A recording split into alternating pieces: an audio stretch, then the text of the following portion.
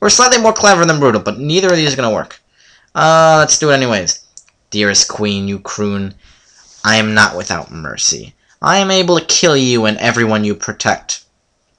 Alternatively, I could decimate your kingdom. Your few remaining subjects would kill you themselves for betraying them to a fearsome dragon. I have a better idea, however.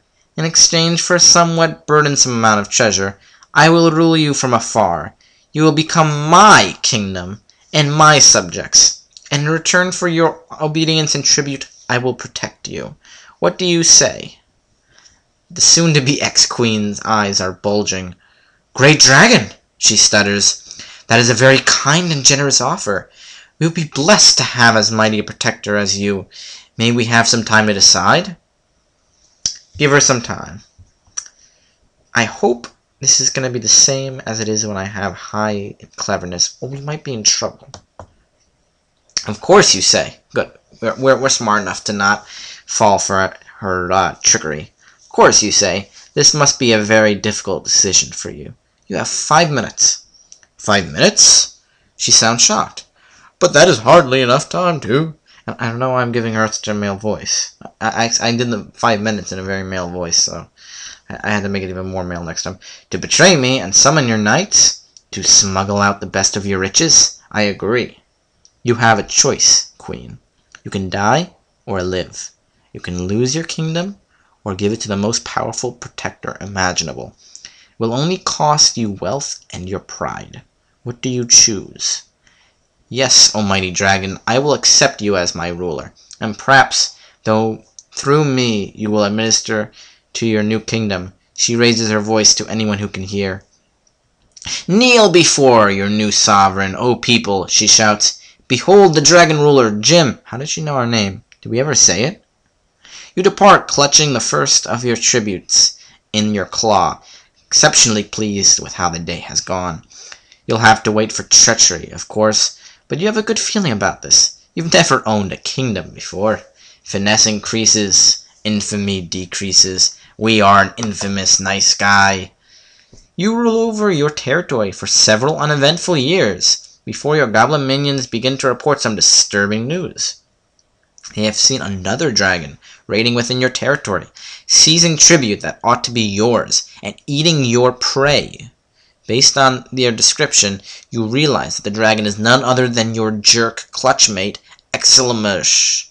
Exilmush was always an overbearing brute, seeking to seize what did not belong to him. You may recall what he did to that golden shield that we really liked. What do you do about Exilmush? Incursion into your domain.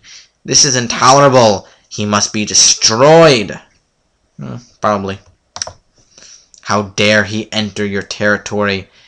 His effronteries leave you no choice. Vigilance increases.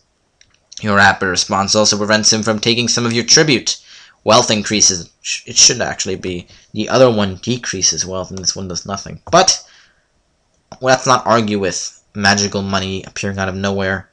As your elder clutchmate, Exilmush is a foe worthy of respect. How do you plan to defeat him? We're not clever enough to set up an ambush. Let's not wait for him. We can confront him in the air. We can just head in his general direction and beat him to the ground, like the cur he is. He is a cur, but we have a very low brutality. Trick him into fighting someone else. Not very cunning. We could bribe him to leave. How about we just confront him in the air? That sounds like a good idea. You fly out in the direction of Exilmush. You see him flying a long distance off and circle carefully into a better position. You climb higher and higher, positioning yourself between the sun and Exilmush. You then fly at him. Because you are flying directly out of the sun, Exilmush doesn't see you until you are nearly upon him. Clever us. I thought we were very honorable, though. He tries to maneuver, but you slam into his back before he can adjust his position. The impact breaks one of his wings, and he falls to the ground in your claws. Finesse and honor increase. You have defeated Exilmush. He is still alive, but you have beaten him, and he will be unable to offer serious resistance. What do you do with him now? Is Exilmush such a threat that we should leave him? I mean, kill him, or should we leave him? Or do we like to play with him as a cat plays with a mouse? That jerk did destroy our very pretty shield thing. But he's a big threat. I don't like threats.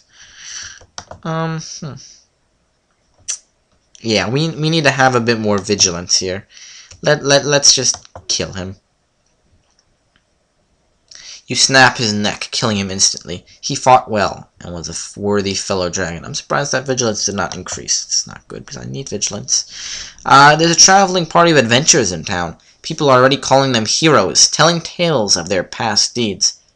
Do-gooders like these can be very dangerous. What do you want to do? I don't know why I can't just befriend them. Well, we can kidnap a princess to lure them out, and just ignore them. Gather information.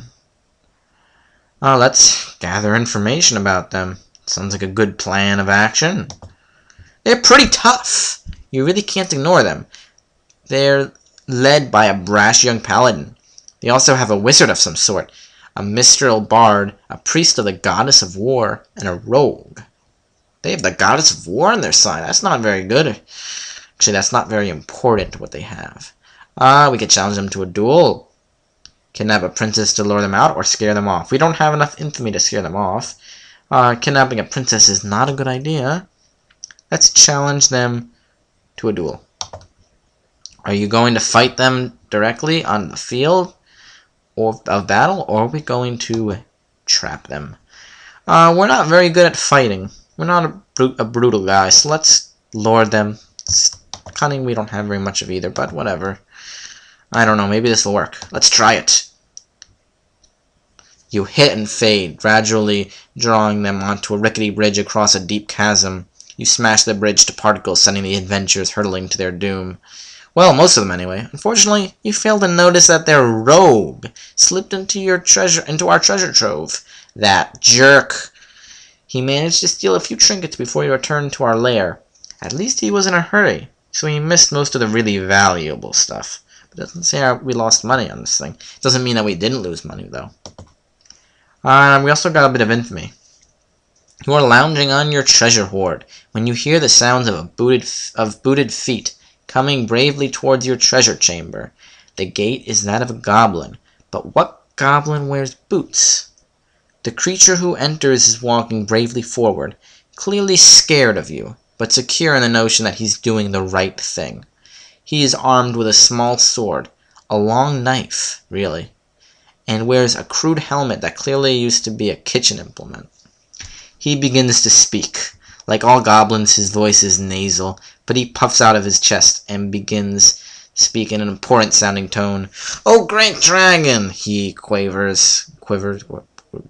"I am Thuckett of this tribe. I have known all my life that I am destined for greatness. Possessed as I am of a noble soul, I have practiced for many months and have mastered the art of martial combat. In your name, I wish to ride out on the field of combat and prove my worth as a true hero. One day I shall return with a great treasure to add to your magnificent hoard. Will you grant me your blessing on my quest?" Well, if the blessing is being eaten, that would be very easily arranged. You can also grant him our blessing. Tell him, "Go ahead. Test his prowess, or forbid him." Makes more sense to test his prowess, yes, we should do this. So let's test his prowess. You put him through some simple tests of skill and bravery. He's definitely tougher than the average goblin. But that's not really tough. He has an overabundance of sheer determination to succeed, despite all the odds against him. And that does compensate for some of his lack of prowess, but he also has a lack of prowess. Well, I'll tell you guys right now, no matter what you do, this goblin is not going to succeed in his mission. He's going to die a horrible death, and it is going to hurt your reputation, or your money, or your money's reputation, or something like that. Regardless of what you do. So, at this point, it makes sense that we try to forbid him from going. Sadly, though, oh, not yet. He looks crestfallen. Yes, master. How pathetic. You nestle back down in your pile of gold coins. That's all that's important, really. This goblin thinks he's more important than gold. But he's back again, not a week later. Fool. Master, I can't ignore my destiny. I know I risk the ultimate penalty for questioning your will, but I accept that risk willingly. Please, grant me your blessing to quest in your holy name. Persistent, isn't he? What do you do with a goblin minion who won't take no for an answer? You eat him. That's an obvious one. Most kindergartners know what you do with a goblin minion who won't take no for an answer. So let's eat him. If we grant him our blessing, we can actually try to give him really nice armor and stuff, but we're not going to bother. Good move. Experience has shown clearly that heroes are nothing but trouble.